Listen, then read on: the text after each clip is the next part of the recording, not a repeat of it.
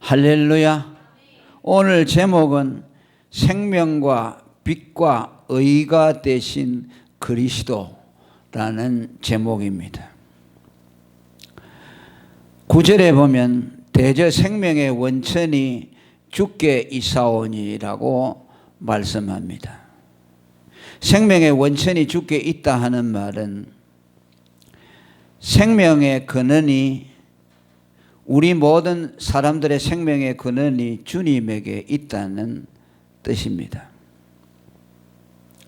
이것은 그 전제가 하나님을 떠나서는 생명이 없다는 말이기도 합니다. 그리스도 안에만 생명이 있다는 뜻입니다. 그리고 또 이 말은 죄인들은 죄로 인해서 다 죽었다는 말씀도 함의되어 있습니다. 그래서 이 말씀을 풀이해서 우리가 재해석한다면은 죄로 죽은 인간들에게 생명을 주어서 살 길을 열어주셨다는 뜻입니다. 우리에게 있는 생명을 또 다른 어떤 생명을 준다는 말이 아니고, 죄로 인해서 사망 아래 있는 인간들에게 생명을 주실 유일한 원천이 그리스도라는 뜻입니다. 왜냐하면 범죄한 인간은 모두 죽었다고 성경이 말씀합니다. 에베소 2장 1절에 보면 죄와 허물로 죽은 우리라고 말씀했고, 로마서 6장 23절에 죄의 싹은 사망이라고 말씀했습니다. 아담의 원죄를 타고난 모든 인간은 날 때부터 죽은 목숨으로 태어났습니다. 그래서 그대로 그냥 두면 죽은 대로 그냥 그대로 가는 거죠. 죽은 모습으로 살다가 죽은 이후에는 두 번째 사망에 떨어지게 되는 거죠. 그런데 그들을 살리기 위해서 하나님이 그리스도를 보내서 그리스도의 죽음을 통해서 우리들을 살려주셨습니다. 에베소 2장 5절에 보면 죄와 허물로 죽은 우리를 어떻게 살렸다고 합니까? 그리스도와 함께 우리를 살렸다고 말합니다. 허물로 죽은 우리를 그리스도와 함께 살렸다고 말합니다. 이 말씀은 그리스도의 대속의 죽음을 통해서 허물과 죄로 죽었던 죄인들을 살려내셨다는 말씀입니다. 그러니까 여기에서 생명이라는 것은 뭘 말합니까? 예수 그리스도의 죽음을 말씀하는 거죠. 예수 그리스도의 대속의 죽음을 통해서 죄로 죽은 우리를 살려냈다는 말씀입니다. 그러니까 그리스도가 죽지 아니했다면 우리에게는 생명이 없다는 말씀이죠. 죄로 죽은 우리가 살아날 길이 없다는 말씀입니다. 그리스도가 우리의 죄삭 사망을 하나님께 대신 지불하는 것을 통해서 우리들에게서 사망을 피하고 생명을 얻도록 만들어 주었습니다. 생명이 피에 있다고 한 히브리서 9장에 있는 말씀대로 생명이 피에 있다는 말은 생명은 죽음에 있다는 뜻입니다. 예수님이 오셔서 그 피를 흘려주심으로 생명을 얻게 된다는 말씀이죠. 우리는 생명의 피에 있다는 것을 그냥 피라는 것이 우리 사람의 생명의 가장 중요한 부분이다, 그렇게만 생각할 수 있겠죠. 그러나 그걸 좀 더 깊이 생각하면은 예수님의 피를 말씀하는 거예요. 예수님의 피를 흘려야만 우리에게 생명이 있다는 말씀이죠. 그래서 피 흘림이 없은즉 사함이 없다. 그러니까 예수님의 피를 흘림으로 우리의 죄가 사함을 받아서 죄에서 죽은 우리가 살아났다는 거죠. 그 길밖에 사는 길이 없습니다. 하나님이 우리를 살리는 것은 그리스도의 죽음을 통해서만 우리를 살릴 수가 있습니다. 그러니까 아이러니죠. 생명이 생명을 살리는 것이 아니라 죽음이 생명을 살리는 거죠. 그래서 예수님은 이 세상에 오셔서 반드시 죽으셔야 돼요. 죽어야만 우리가 생명을 얻을 수 있게 했습니다. 그러니까 생명의 원천이 주께 있다는 말은 곧 생명의 원천인 죄 없으신 하나님 아들의 죽음, 그 죽음만이 우리에게 생명이 되고 생명의 근원이 된다는 것을 말씀하는 겁니다. 그리고 두 번째로 생명의 빛이신 그리스도를 말씀합니다. 9절 하반절에 주의 광명 중에 우리가 광명을 보리이다라고 말합니다. 생명을 말씀한 이후에 주의 광명 곧 빛을 말씀합니다. 이는 생명과 빛은 언제나 함께 있다는 것을 보여줍니다. 무슨 의미입니까? 죽음은 어두움을 갖다 주고 생명은 빛을 갖다 준다는 말씀입니다. 그래서 성경은 언제나 사망과 어두움을 연결시키고 생명과 빛을 연결시킵니다. 죄사함을 받아서 사망에서 일으키심을 받은 자는 어두움에서 빛으로 나아가게 됩니다. 욥기 33장 30절에 그 영혼을 구덩이에서 끌어 돌이키고 생명의 빛으로 그에게 비췄다고 말합니다. 여기에서도 우리의 영혼을 사망의 구덩이에서 끌어내심으로 생명의 빛으로 이끌었다고 말합니다. 사망이라는 것은 어둠이기 때문에 생명을 주어서 빛으로 이끌어낸다. 그래서 생명과 빛이라는 것은 같은 의미를 담고 있습니다. 지난 주일 낮에 설교한 것과 같죠. 그리스도는 생명이시요 빛이라는 말씀을 요한복음을 통해서 증거했습니다.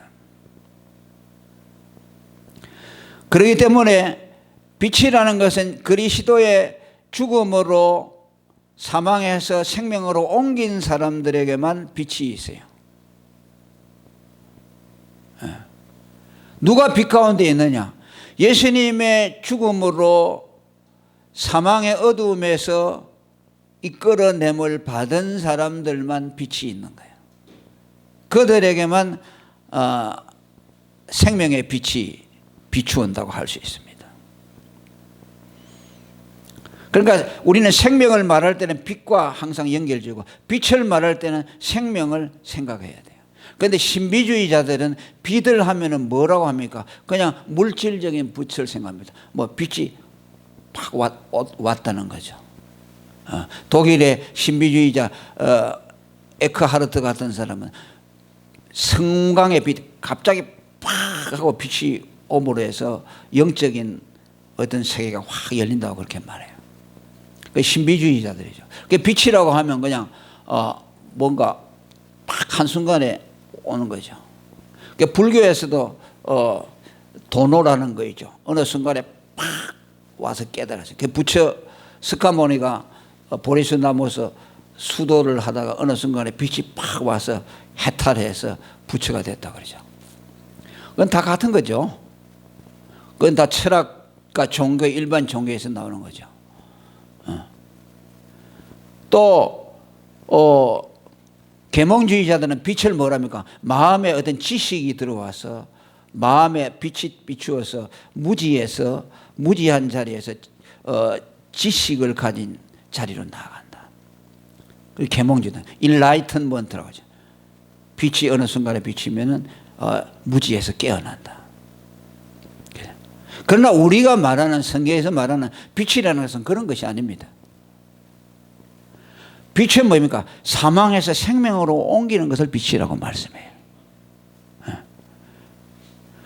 죄로 인해서 죽어서 어두움에 있는 자가 예수 그리스도의 대속의 죽음을 받아들여서 사망에서 빠져나오는 거. 그래서 빛의 세계로 들어가는 거.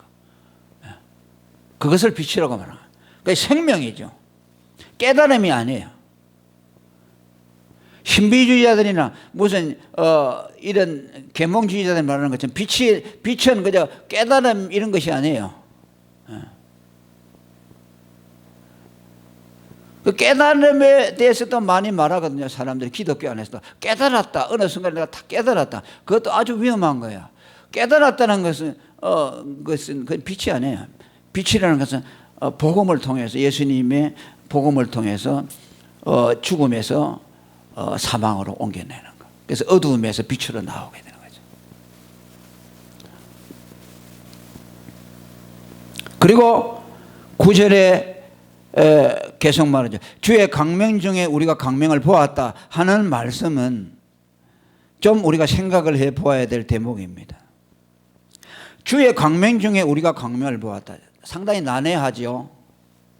광명을 보았으면 그냥 본 것이지 광명 중에 또 광명을 본다 그러죠.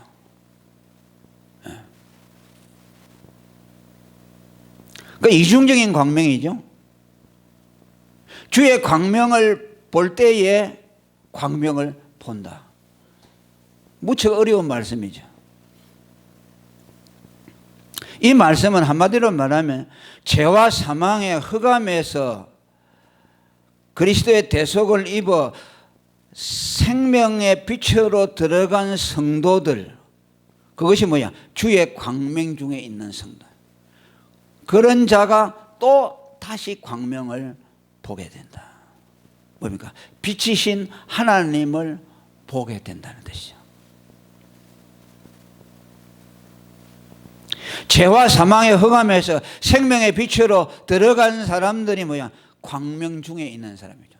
그들은 또다시 광명을 보게 된다. 그 광명은 뭡니까? 하나님의 빛을 말씀하죠. 빛이신 하나님.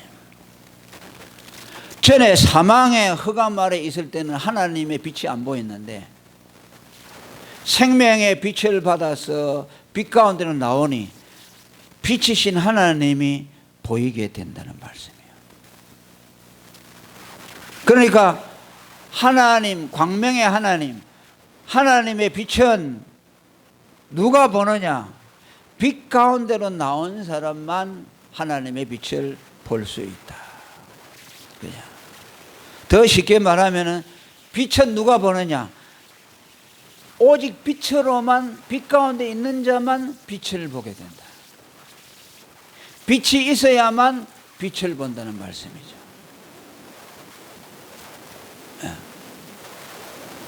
그런데 이 세상에 태양에서 나오는 빛이라는 건 다르죠. 빛이 한번 탁 와버리면은 빛이 보이죠. 어둠 속에 있어도 빛이 탁 비춰버리면 빛이 보이잖아요. 참, 그건 다른 빛이 필요 없죠. 빛이 있어야만 빛을 본다는 오늘 말씀은 이거 참 어려운 가운데 하나죠.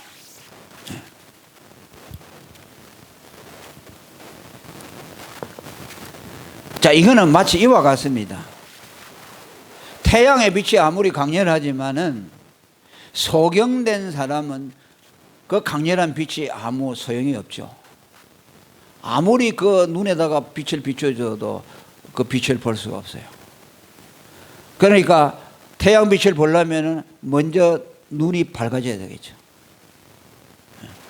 그와 같은 말씀이죠. 죄와 허물로 죽은 사람들은, 죄인들은 흑암 가운데 있어요. 그렇기 때문에 그들이 하나님의 빛을 볼 수가 없어요. 빛이 와도 그 빛을 볼 수 없어요. 그 빛을 보려면 영적인 소경이 눈을 띄어야만 된다. 할렐루야.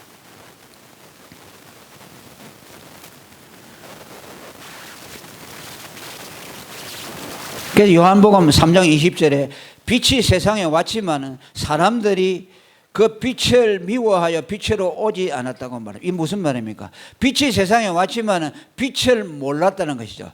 빛을 보지 못하기 때문에 빛으로 오지 않았다. 어두움이 비쳐서 빛으로 예수님이 오지 않았습니까? 하나님의 빛이신 예수 그리스도와 세상에 왔음에도 세상은 그것을 빛이라고 보지 못했습니다. 오지 않았습니다. 그 빛으로. 왜? 그들은 죄와 사망으로 흑암에 갇혀 있기 때문에 그 빛을 볼 수 있는 능력이 없는 거죠. 그래서 뭐라 그랬습니까? 하나님이 요한을 보내서, 요한은 뭐하러 왔느냐? 그 빛에 대해서 증거하기 위해서 왔다. 요한복음 1장 18절의 말씀.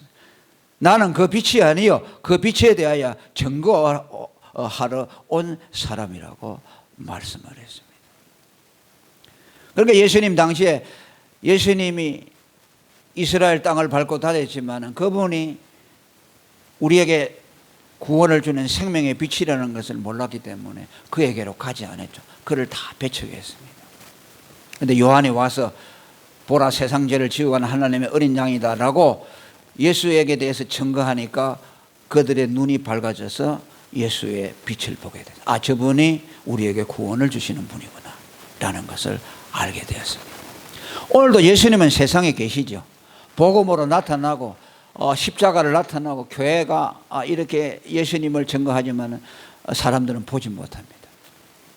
그래서 오늘 복음을 전하게 하시고 성령을 보내셔서 그 복음을 깨닫게 하는 것을 통해서 빛이신 예수님을 알게 하시고 그 예수님을 믿음으로 구원을 얻도록 하신 것입니다. 그래서 오늘 우리가 복음을 전하지 않으면 세상 사람들이 예수님을 알 수가 없죠.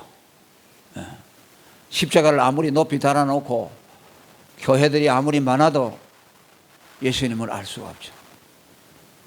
그래서 우리는 복음을 전해야 될 사명이 있습니다. 요한이 가졌던 사명, 빛에 대하여 증거하는 사명을 오늘 우리가 받았다는 말씀이죠. 그 다음에 세 번째로 하나님은 주를 아는 자에게 주의 인자하심을 계속 나타내신다고 말씀합니다. 여기 주를 안다는 것은 뭡니까? 죽음에서 살림을 받은 자. 앞에 지금 말씀과 계속 연관지어서 나옵니다. 성경에서 주님을 안다는 말은 살아났다는 뜻입니다. 죄에 대해서 죽었다는 말은 하나님에 대해서 무지해졌다는 뜻이죠. 그래서 죄와 사망에서 살아났다는 말은 하나님을 알게 됐다는 뜻입니다. 그래서 주를 안다는 말은 죄와 사망의 죽음에서 살림을 받았다는 뜻입니다. 그래서 하나님을 안다는 말과 그가 구원을 받았다, 그가 사망에서 건짐을 받았다는 말과 같은 뜻으로 우리는 이해해야 합니다. 하나님은 주를 아는 자, 곧 구원을 받은 자들에게 주의 인자하심을 계속해서 나타내 주신다는 말씀입니다. 무슨 말씀일까요? 하나님은 어떤 하나님이냐? 죽은 자의 하나님이 아니고 산 자의 하나님이 돼서 살아있는 자에게만 하나님은 그의 사랑을 계속해서 공급해 주고 그의 인자를 나타내 주신다는 말씀입니다. 죽은 자에게는 하나님의 사랑을 베풀 수가 없죠. 마태복음 12장 27절에 보면 하나님은 산 자의 하나님이요 죽은 자의 하나님이 아니라고 말씀합니다.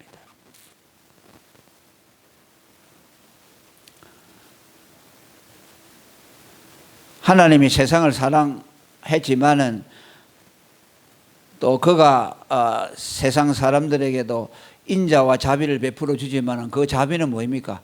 참 사랑이 아니죠. 일반 은총이라고 할 수 있죠.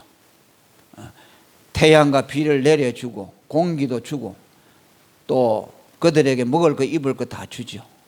그건 뭐 짐승에게도 그렇게 하시고 모든 피조물들과 또 하나님을 알지 못하는 사람들에게도 일반 은총으로서 일반의 사랑을 그렇게 베풀어 줍니다. 그러니까 이것은요 정확한 의미로 말하면 하나님의 사랑이라고 할 수 없어요. 하나님의 사랑과 인자는 누구에게만 주어지느냐? 살림을 받은 자, 구원을 받은 자, 주님을 아는 자들에게만 하나님의 사랑이 계속해서 부어진다는 뜻입니다. 하나님이 어떤 사람에게 사랑을 주려면 반드시 그를 살려냅니다. 할렐루야. 그를 죄와 사망에서 건져내서 하나님을 알도록 만든 이후에 그에게 사랑을 베풀지, 그를 죽은 채로 내버려 두고 하나님을 알지 못하는 그대로 내버려 두고 그에게 하나님의 사랑을 베풀 수가 없습니다. 그에게는 하나님의 사랑이 갈 수가 없죠. 죽은 자에게는 가지 않습니다. 하나님은 산자의 하나님이기 때문에.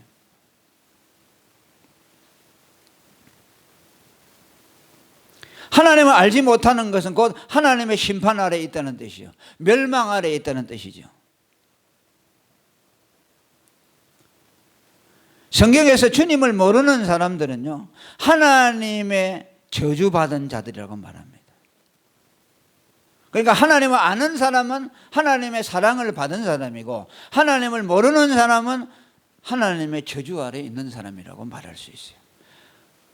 그러니까 하나님을 아는 사람들은 하나님의 사랑을 받은 사람들이니 그들을 향해서 하나님은 계속적으로 사랑을 부어주신다는 말씀이죠.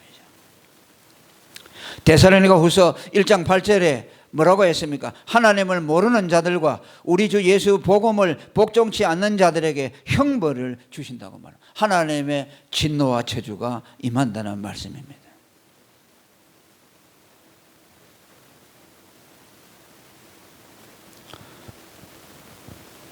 오늘 저와 여러분은 하나님을 안다 하는 것은, 이것은 너무나 엄청난 사실이라는 것을 알아야 됩니다.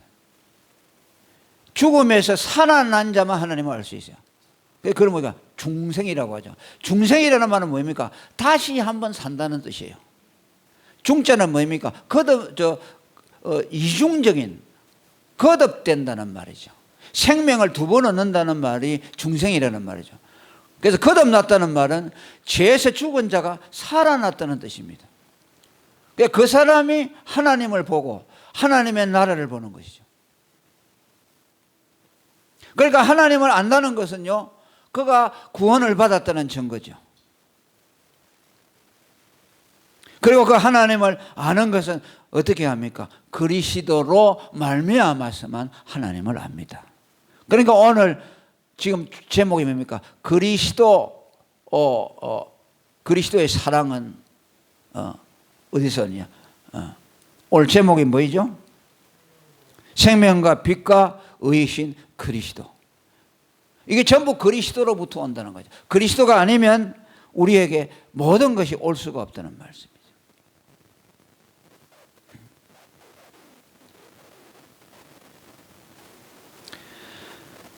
그래서 우리가 하나님을 안다는 말은 무슨 말입니까? 그리스도로 말미암아 하나님을 안다는 뜻이요. 유대인들이 그냥 하나님을 안다는 거다. 우리는 언제나 그리스도와 함께 하나님을 안다, 이렇게 말하는 것이 정확한 거죠. 왜? 그리스도는 하나님을 알게 하는 로고스. 유대인들은 왜 하나님을 모릅니까? 그들은 그리스도 없이 하나님을 알려고 하니까 하나님을 모르는 거죠. 그래서 하나님을 안다는 말은 그리스도로 말미암아 하나님을 아는 것이고, 그리스도와 함께 하나님을 안다는 것이죠. 그래서 우리는 하나님을 믿을 때 어떻게 믿습니까? 그리스도로 말미암아 하나님을 믿고, 그리스도를 믿고 하나님을 믿습니다. 요한복음 14장 1절에 있는 말씀. 하나님을 믿으니 또 나를 믿으라. 그래서 우리의 하나님 지식은 언제나 삼위일체적으로 아는 지식입니다. 여러분들에게 그리스도가 계시해 주지 않으면 하나님을 절대로 알 수 없어요. 또 참되신 하나님께로 가지 않으면 하나님을 통해서 그리스도를 알 수 없어요. 하나님께로 가면 하나님이 우리에게 그리스도를 계시해 주시고, 또 그리스도에게로 가면 또 그리스도가 하나님을 우리에게 계시해 주시고, 그리고 그리스도와 하나님으로부터 나오는 성령이 하나님의 실체를 우리로 경험하게 하시고, 하나님의 사랑과 그리스도의 은혜를 알게 하시고. 그러니까 삼위일체 지식은, 하나님은 전부 삼위일체적으로만 우리에게 오는 지식이에요.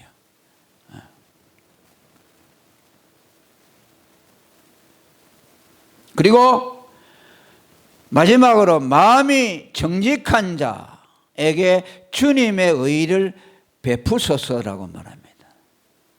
자, 이것도 같은 말씀이에요. 여기 계속이라는 말이 빠졌습니다. 그러나 사실은 마음이 정직한 자에게 주의 의를 계속 베푸소서. 앞에 뭐라고 했죠? 하나님이 주를 아는 자에게 주의 인자하심을 계속하시며라는 말. 그 계속이라는 말이 후반절에도 같이 연결되어야 돼요. 마음이 정직한 자에게 주의 의를 계속 베푸소서. 여기 지금 생략되어 있어요. 여기 마음이 정직한 자라는 말은 신구약을 통틀어서 말하면 마음이 의로운 자라는 것이죠. righteousness라고 되어 있죠. 마음이 의로운 자에게 주님의 의를 계속 베푸소서라고 말씀합니다. 자, 이것을 우리가 잘못 이해하면은 로마 천주교에서 말하는 거, 사람이 의롭게 되는 은혜를 입으려면 우리의 마음이 의로워야 된다, 그렇게 오해할 수가 있습니다. 우리가 마음이 착하고 행실이 의로워야 하나님으로부터 의의 은혜를 입을 수 있다, 이렇게 우리는 해석하기가 쉽습니다. 그러나 하나님은 우리의 마음이나 우리의 행위의 의로움을 보고 그분의 의를 입혀주시거나 우리를 의롭다고 해주지 않습니다.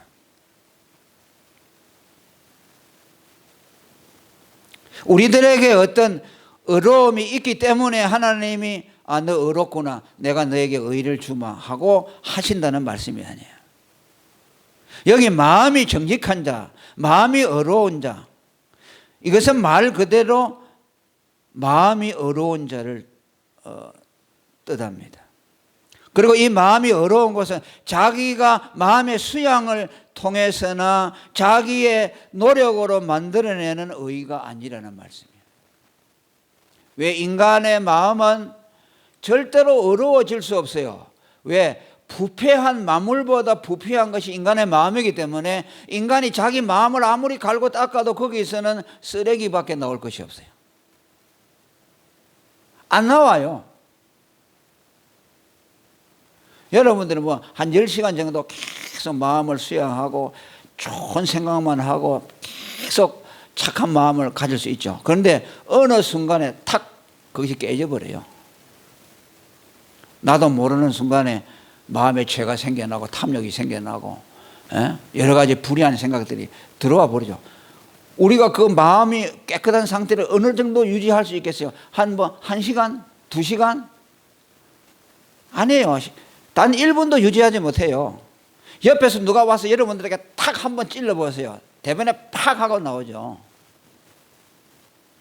그냥 사람과 갈등 관계없이 저 산속에 수도원에 가서 그냥 가만히 앉아서 어떤 사람부터 도발도 받지 않고 욕도 먹지 않고 인간관계에 있는 복잡한 것도 없으면 뭐 어느 정도 갈 수 있겠죠. 그러나 그것도 오래 못 가요. 마음속에서 그냥 마귀가, 악한 마음이 그냥 나도 모르게 내 속에서 이런 게 불쑥불쑥 올라온다고 말이에요. 나는 마음을 착하게 먹으려고 하는데 그게 안 돼요. 그게 됩니까? 안 되잖아요. 그러니까 수도사들이 그렇게 노력을 해도 안 된다는 것이 판명이 되죠. 그러나 하물며 사방에서 우리에게 도전해 오고 공격해 오고 이런 상황에서 우리가 1시간이라도 마음을 깨끗하게 가질 수 있습니까? 못해요. 그래서 예수님이 바리새인들을 보고서 말했죠. 너희 마음속에는 뭐라고 그랬어요?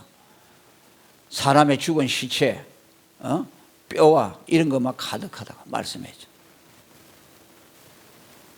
그러니까 우리가 마음을 깨끗하게 되는 길, 마음이 의롭게 되는 길은 하나밖에 없습니다. 그걸 성경은 믿음으로 된다고 말합니다. 사도행전 15장 9절에 보면 뭐라니까? 믿음으로 마음을 깨끗하게 한다 그랬어요. 예수 그리스도를 믿을 때만 마음이 깨끗해진다. 이것은 우리 마음의 상태를 깨끗하게 유지한다는 말이 아닙니다.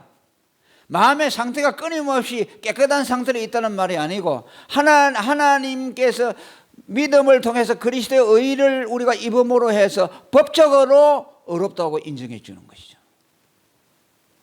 상태를 말하는 것은 아니에요.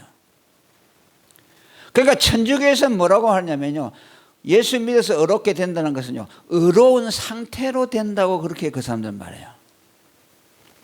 그러니까 그 사람들이 예수 믿는 의롭다는 말은 보통 사람들은 해당이 안 되고 성자들, 순교한 사람들, 교황 같은 사람들은 예수 믿음으로 의롭다함을 받았다는 아주 지극히 소수의 사람들만 가능하다는 것이죠. 왜? 그들은 법적인 선언이 아니고 예수 믿어서 어려운 상태로 이렇게 간다는 거죠. 계속. 그건 보통 사람 안 되는 거죠. 성자 같은 사람들이. 성자 됩니까? 바울도 안 됐잖아요. 내 마음에 선을 행하는 마음이 있지만 또 한쪽의 마음은 뭐야? 또 죄를 짓는 마음이 있다 그러죠. 상태가 안 되는 거죠. 법적인 선언이죠. 우리에게는 여전히 불의한 것이 있지만, 우리 마음에는 불의한 마음이 있지만 하나님이 믿음을 보시고 우리를 깨끗하다고 인정해 주시는 것이요. 그래서 믿음으로 우리 마음을 깨끗하게 했다. 로마서 10장 10절에 보면 뭐라고 했습니까? 마음으로 믿어 의롭게 되고, 할렐루야, 입으로 시인하여 구원에 이른다고 말씀했죠. 그러니까 완전주의자들, 이 개신교 안에서도 이제 로마 천주교와 같은 주장을 하는 사람들이죠. 그게 이제 성결교 같은데, 웨슬리안 완전주의라고 해요. 그 사람들은 그 천주교하고 비슷해요. 그게 성령을 2번 받으면요, 예수 믿고 거듭날 때 성령 말고 또 재중생을 받으면요, 죄를 지을 생각이 싹 없어져 버린대요. 완전하게 돼버린대요. 참 희한한 일인데 어떻게 그런 일이 가능해요? 죄를 지으려고 해도 안 되어진대요. 그걸 웨슬리안 완전주의라고 말합니다. 우리는 그것을 부정. 왜 그 사람들은 왜 그걸 믿는 줄 압니까? 인간이 전적으로 부패했다는 것을 안 받아들여요. 로마 천주교회나 성결교회나 웨슬리안 완전주의자들은요, 인간이 다 타락한 것이 아니고 부분적으로만 타락이 되었기 때문에 인간이 노력하면 그렇게 된다는 것이죠. 그런데 우리는 안 된다. 왜? 인간은 머리부터 발까지 완전하게 썩어버렸다는 것이죠. 그래서 완전한 것은 안 된다는 것이죠. 그러니까 교리라는 것이 그만큼 무서워요. 교리라는 것이 무서워. 그러니까 법적으로 하나님이 어렵다고 해야 된다. 그리고 뭡니까? 마음이 정직한 자에게 주의 의를 베푸소서. 이 뭐가? 믿음으로 마음이 어렵게 된 자들에게 하나님의 의를 계속해서 베풀어 주소서라는 것이죠. 그러니까 이 말을 정리하면, 예수를 믿어서 마음이 어렵게 된 자들, 하나님 앞에 어렵다고 인정을 받은 자들에게는 하나님이 계속해서 당신의 의를 공급해 주신다는 말씀입니다. 이것은 믿음으로 어렵담을 받은 그 의가 불완전하다는 뜻이 아니고, 예수를 믿음으로 완전하게 어렵게 되었어요. 그런데 그 의가 계속해서 하나님으로부터 공급해서 만족함을 누리도록 해준다는 뜻이죠. 계속 믿음을 우리가 행사할 때, 그리스도를 믿을 때 계속 하나님으로부터 의가 우리에게 주어진다. 그래서 의를 갖다가 뭐라고 합니까? 생수에다가 비유하잖아요. 요한복음 7장 38절에 보면, 나를 믿는 자는 성경에 이런 것과 같이 그 배에서 생수의 강이 흘러나리라. 할렐루야. 이 생수의 강은 뭡니까? 의의 생수가 계속, 예수를 믿은 사람에게는 계속 의가 흘러나와서, 주님 믿습니다 하면 거기서 또 의가 계속 나오는 거죠. 예수 믿고 어렵다함을 받고 그것으로 그냥 한번 믿을 때 어렵다함을, 그게 아니고 계속 의가 흘러나오죠.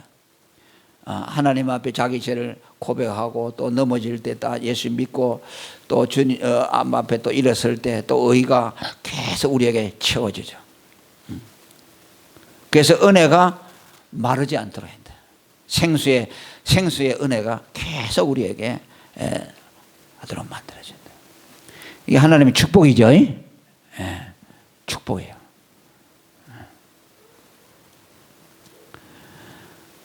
마태복음 5장 6절에 의에 줄이고 목마른 자는 복이 있나니 저희가 배부름 얻을 것이죠. 이 말은 의가 없어서가 아니고, 의로서 체험을 받은 사람은 그 의를 맛을 보잖아요. 그럼 계속 그 의를 추구하게 되어 있어요. 그러니까 그 의에 대해서 계속 목마름을 갖는 거죠. 이것은 의가 없기 때문에 의에 목마른 것이 아니라, 의를 맛보았기 때문에 의에 대해서 갈망하는 거예요. 그러니까 계속해서 의를 공급받죠. 그리스도의 십자가를 바라볼 때 의가 흘러나오죠. 우리가 약할 때마다 넘어질 때마다 또 예수님 십자가를 붙들 때 계속해서 의가 우리에게 공급되죠. 그래서 우리의 영혼이 만족함을 얻어요. 이런 은혜를 하나님이 베풀어 주신다. 이거 어디서 오느냐? 그리스도로 말미암아 온다는 것이죠. 할렐루야. 오늘 주제가 뭐이죠? 생명과 빛과 의가 되시는 그리스도. 모든 것이 다 그리스도에게서 나온다. 생명도 그리스도에게서 나온다. 하나님이 우리에게 생명을 줄 때 어떻게 주느냐? 생명을 였다 하고 주는 것이 아니고 죄로 죽은 우리에게 그리스도의 대속을 입혀주어서 그분의 피로 용서함을 받을 때에 우리에게 죽음에서 생명으로 옮겨지도록 만들어준다. 그죠? 생명을 그렇게 주는 것이죠. 예수님의 죽음을 통해서 죄 용서함을 통해서 주시고 그 다음에 빛을 주신다. 사망의 어두움에서 생명을 경험하면 그 빛이 그에게 경험된다. 그래서 예수 믿는 사람은 더 이상 어두움 속에 있지 않습니다. 할렐루야. 빛 가운데 있습니다. 태산을 넘어 헝곡에 가도 빛 가운데로 걸어가면 깜깜한 밤중 같은 세상이지만은 우리가 그리스도로 말미암아 이제 사망의 어두움에서 빛으로 나왔기 때문에 그 빛 가운데로 걸어갑니다. 그러면서 하나님 빛이신 하나님, 광명이신 하나님을 보게 된다. 어두움에서 나온 자만이 광명이신 하나님을 바라보게 된다. 그리고 그 빛으로 즐거워하게 된다 하는 것을 말씀드렸고, 또 하나님을 아는 자가 곧 이 사람은 죽음에서 살림을 받은 자라고 말씀했죠. 이 살림을 받은 자에게 하나님은 당신의 인자와 사랑을 계속해서 베풀어 준다. 다른 말로 하면 하나님의 사랑은 누가 받느냐? 죄와 사망에서 살아난 자에게만 하나님의 사랑이 간다. 하나님은 그를 사랑하는 자, 하나님 그가 사랑하는 자는 어떤 사람이야? 그냥 죽은 대로 내버려 두고 그에게 뭐 세상에 일반적인 사랑을 베풀어 주는 건 사랑이 아니다. 하나님이 사랑을 하는 자는 반드시 죽은 가운데서 일으켜야 된다. 그래서 예수를 믿고 사망에서 생명으로 옮긴 이후에 계속해서 사랑을 공급해 준다. 그래서 그 사랑을 경험하도록 만들어주고, 그리고 의롭다함을 받은 자에게 계속해서 의의 생수를 강같이 흘러내어서 그의 영혼이 줄이지 않도록 만족함을 얻도록 만들어준다. 이것이 모두 하나님께서 그리스도로 말미암아 우리에게 주신 은혜라 하는 것을 우리에게 말씀드렸습니다. 이런 은혜를 주신 하나님께 영광을 돌립니다. 통성으로 기도하겠습니다.